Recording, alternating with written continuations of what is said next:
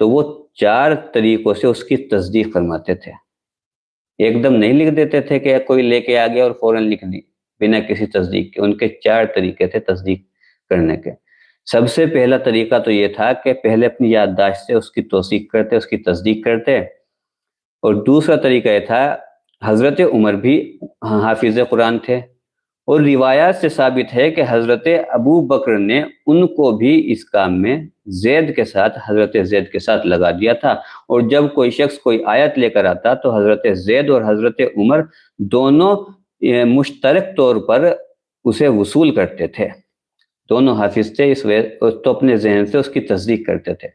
کوئی لکھی ہوئی آیت اس وقت تک قبول نہیں کی جاتی تھی جب تک 2 قابل اعتبار گواہوں نے اس بات کی گواہی نہ دی ہو کہ یہ آیت آپ صلی اللہ علیہ وسلم کے سامنے لکھی گئی تھی.